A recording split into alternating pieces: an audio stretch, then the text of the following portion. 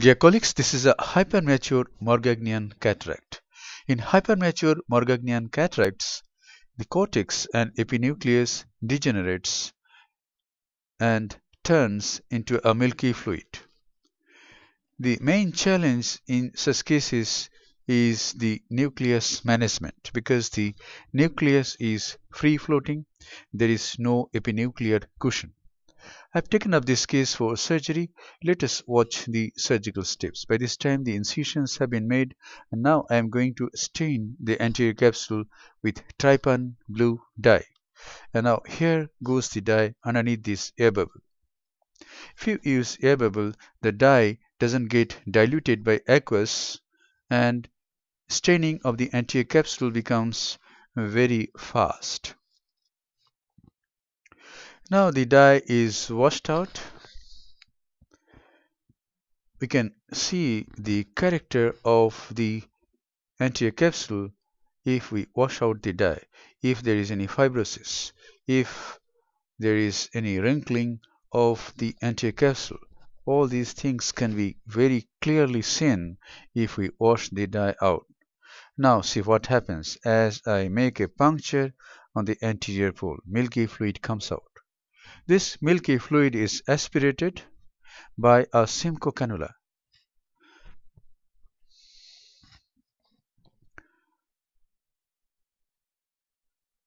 And now viscoelastic substance is injected.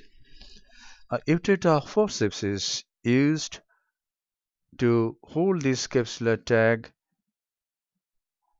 and do a CCC, a continuous curvilinear capsular axis. I move anticlockwise, remain at equal distance from the margin of the dilated pupil, and thus I manage to get a fairly round, acceptable capsular axis.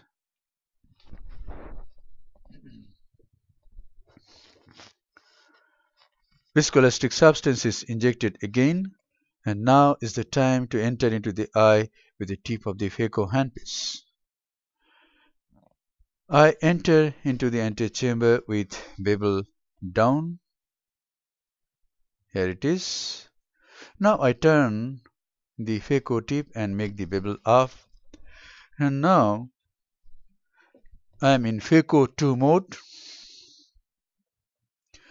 with high vacuum, about 400 vacuum.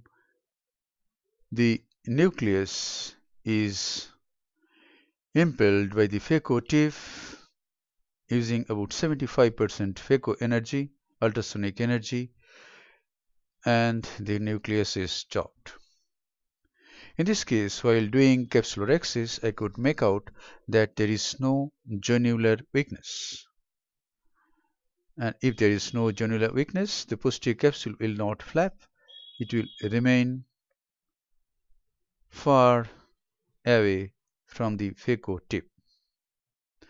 And now in such cases, since there is no epinuclear cushion, the main tip for making the nucleus is stable is you make your hand rock steady and use high vacuum to hold the nucleus very firmly, and then you can chop the nucleus very easily.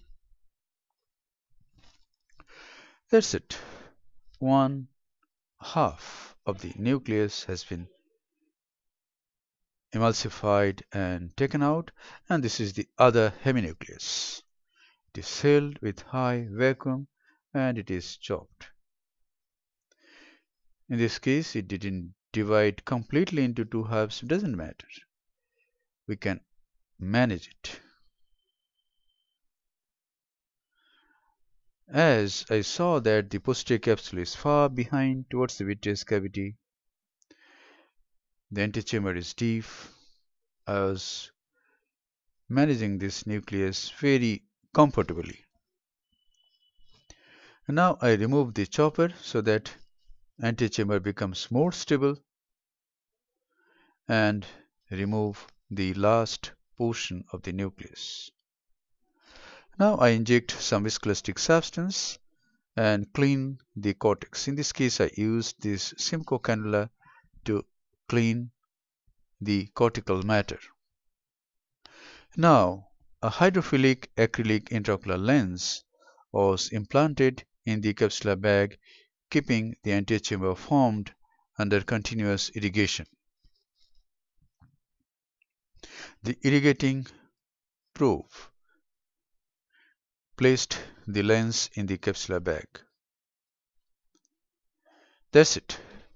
Now the side ports are hydrated, a final wash is given, and the case is concluded. Thank you very much for watching. Hope this video will give you some tips to manage hypermature morgagnian cataracts.